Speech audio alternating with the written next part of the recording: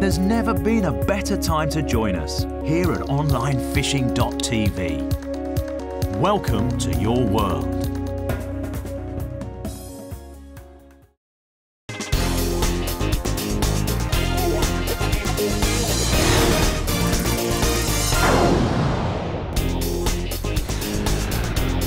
If you like your barbel baits smelly and meaty and with a little bit of a difference, you might want to take a look at these from Quest Baits, who are based in Chelmsford. They're called barbel chops, and they're a bit like a boilie, but just a little bit different. Obviously the shape is different, and that can be really very, very important. You know, fish that are caught quite a lot do get spooky on certain shapes, so there are definitely venues where a round boilie is shied away from by fish. Now these are obviously more of a, I don't know, a cylindrical shape, but if you break them up, you'll see that they're quite spongy as well, and they look like they've got, I don't know what's in them, they've got a few little particles and things like that. They're very, very pungent, but they're a nice consistency for hair rigging. You know, you'd have no problem putting a needle through there without it breaking. They come with a complimentary paste and a complimentary dip. Now what I do know is that top specimen angler Sean Harrison has been heavily involved in developing these baits, and what they've been finding in testing is they're actually also very effective for carp and tench and the like. They come in shelf life or frozen baits. What I am told about them is they're an instant bait. You don't have to wean the fish onto them. The paste will cost you $4.49. The dip will cost you $5.99, and a kilo of them will cost you $10.99. There you go, the barbel chops range from Quest Baits.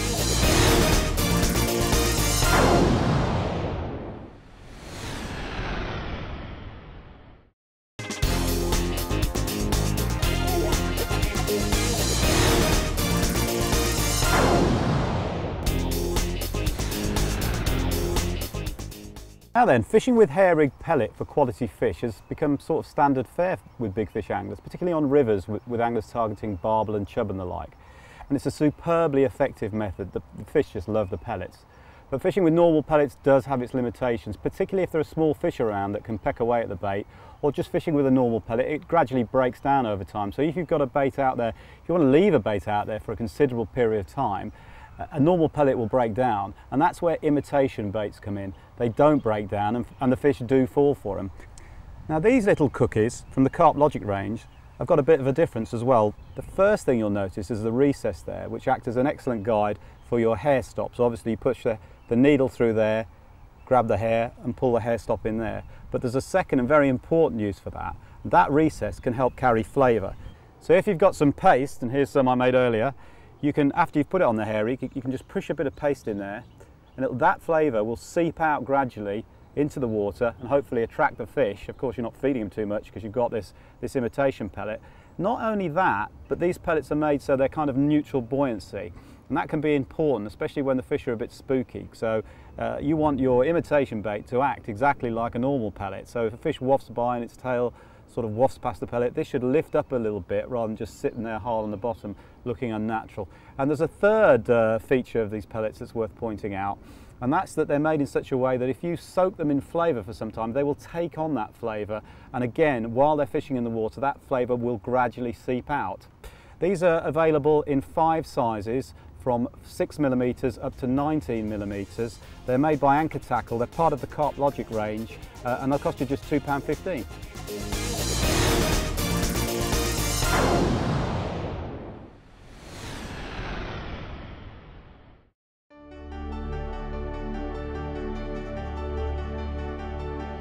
Welcome to FishingCinema.tv, the pay-per-view fishing DVD vault. We've an ever-growing catalogue of fishing DVDs featuring some of the sport's best-known anglers, both past and present. All available on demand for as little as 47p per show. If you're new to the channel, all you have to do is click to start watching, register, and then all our programmes are available on a pay-per-view basis.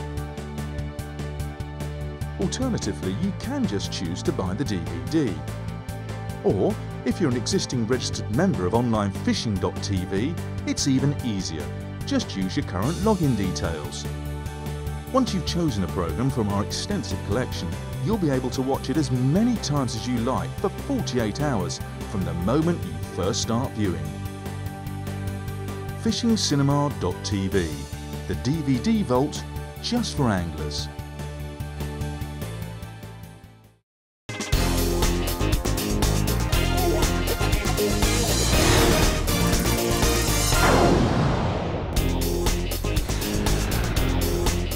I'm joined on TackleZone by Jonathan Bones, who's Deputy Editor of Total Carp magazine, and he's brought in these, which are some new solid PVA bags from Corda.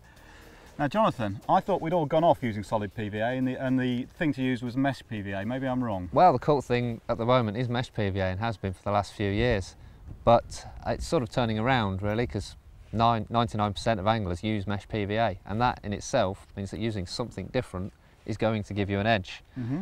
So what's different about these solid PVA bags? Well, these have been developed particularly to dissolve as much as possible, so they leave very, very little residue. I mean, the last thing you want is to throw out a solid PVA bag and then it melts but not properly, and your whole rig and bait and everything is covered in a horrible gooey mess. Mm-hmm. That's just not going to work. Mm. So these have been designed not to do that. Okay. They also come in a nice resealable packet which is waterproof for storage. Small point, but if you buy a packet of PVA bags, as soon as they get wet they're all ruined. Mm-hmm. So you've got to bear that in mind. There's something a bit different about these as well in terms of what they come with, isn't there? Yeah, the reason these bags in particular caught my eye is because each packet comes with a bag loader. Just to make tying up a PVA bag can be a bit fingers and thumbs, and you need to hold the bag open, put your rig in there, put your bait, whatever that may be in.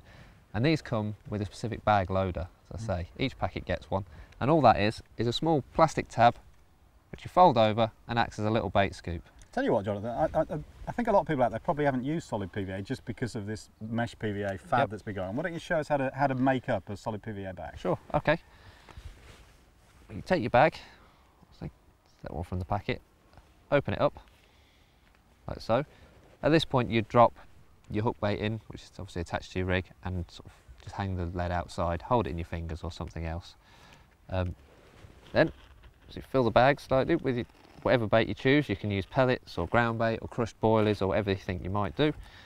When you're about halfway up the bag, you drop your lead in, nestle that in right into the middle of the bag, fill the rest of it up, but leave a small lip at the top, and then you just pack it down to get as much of the air out the bag as you can. With it being a sealed bag, obviously if you have lots of air in it, when you cast it out and it's full of air, it will float.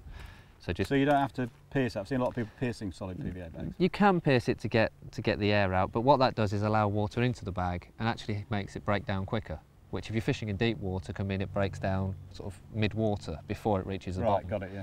So all I do is just tap the bag down, make sure the bait's nice and compact, twist the top, and what you do is just moisten it, twist it, and it would hold there on your line, and then you cast out that little bag. Now, mesh bags are dead easy to use. They tend to come with a funnel system, which make them even easier to use, and they're just user friendly. What is the advantage of solid PVA over a mesh system? Okay, along with giving you a different presentation, which is an edge, because carp learn by association. So if everybody around the lake is using a little mesh PVA bag with a hook bait sat on top, and you're using a big pile of bait with your rig completely concealed, it's just something a little different and likely to get you that extra bite. What's more is you can cast these pretty much anywhere. I mean, whether you're casting into weed, over silt, onto gravel, or if you don't know what you're casting onto, maybe a fish shows in the middle of the lake and you just want to get a bait to it quickly, you can cast a solid bag out and 9 times out of 10 you're going to get a good presentation with it. So, it's versatility. And how do you avoid ripping the bag on the cast or it coming off on the cast if you're chucking it at a fair distance? They're a lot more resilient than you might think, providing it's nice and tightly compact like that. And if you tie a bit of tape around the knot so that doesn't come undone. PVA tape? Yeah, PVA tape or PVA string, then it will withstand a surprisingly strong cast. I mean, I've seen people put bags, not this size, much smaller, over 200 yards. Okay, so there you go, some new solid PVA bags from Corda. You could just pass me those, Jonathan? Sure. They come in 4 sizes. In the smaller sizes you get 25 in a packet. In the larger sizes you get 20 in a packet. They're $2.99 per packet, and they give you another option.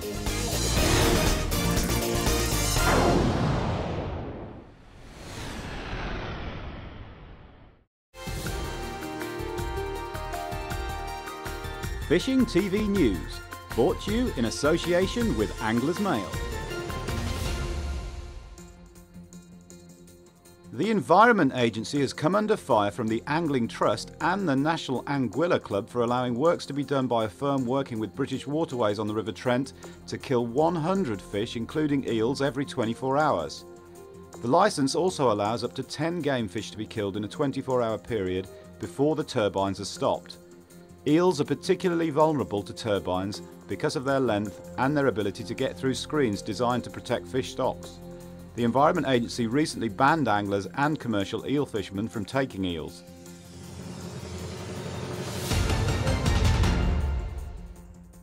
An angler has been fined £250 for illegally removing fish from a venue and also fishing without a rod licence.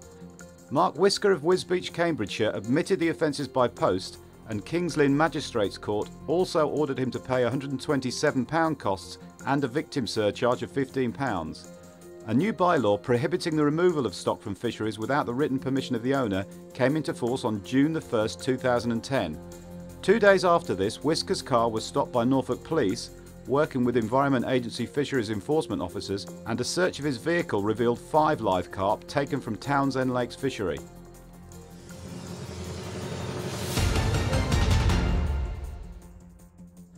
Irish match fishing has been left in turmoil after a massive row. Reforms in team selection mean none of the Irish course team that finished a best ever 4th at the 2010 World Championships are in line to fish in 2011. A controversial 4-match trial is being used for selection, and successful manager Richard Caplis has not automatically been offered a new contract. Even Cathal Hughes, world silver medalist last year, won't be picked. He was refused a wild card, which he asked for as charity commitments meant he couldn't fish in all 4 qualifying matches. With 2 of the 4 qualifiers already gone, and only 1 of last year's squad having attended, it looks certain new faces will line the bank in 2011.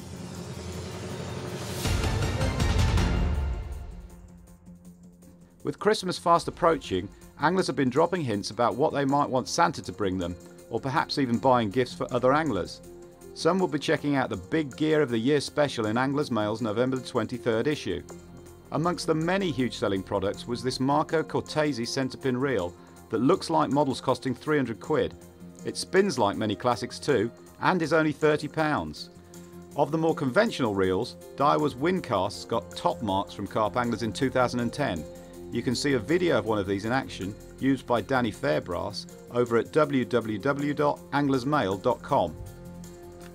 Looking ahead, the books of the year, reviewed in the November 30th magazine, will also solve a few headaches. And don't forget, you can buy a membership to Online Fishing TV as a gift for a fishing mad loved one. Just go to www.onlinefishing.tv/channel/gift. So if you're looking for ideas, check out the mail between now and the big day.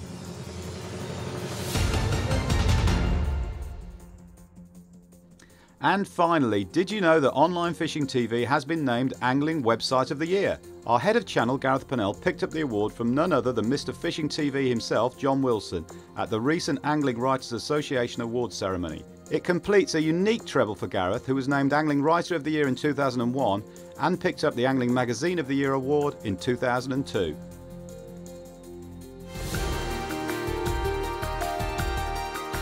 Fishing TV News, brought to you in association with Anglers Mail.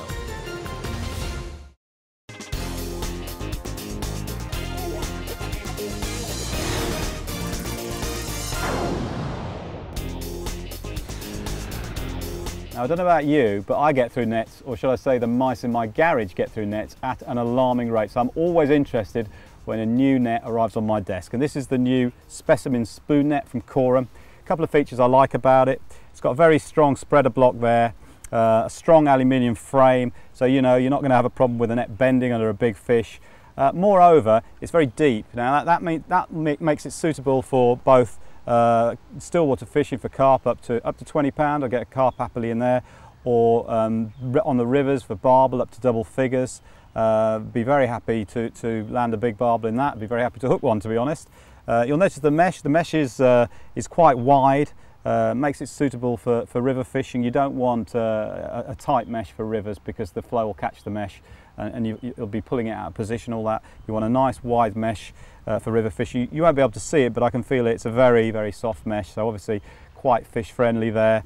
The other main thing with the depth is in terms of when you've landed the fish, allowing a fish to recover in the net while you're just getting everything ready. You might want to weigh the fish, or you might want to photograph the fish. With a nice deep base like this, it's got a flat base too, so it's ideal for it. You can let the fish rest and recover while you're sorting yourself out, sorting your scales out, or sorting your cameras out, that kind of stuff.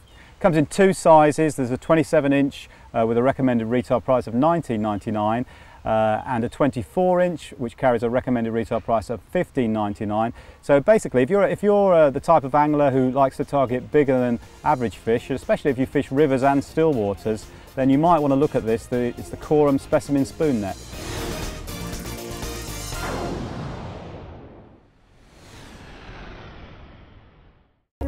There's never been a better time to join us here at onlinefishing.tv. Welcome to your world.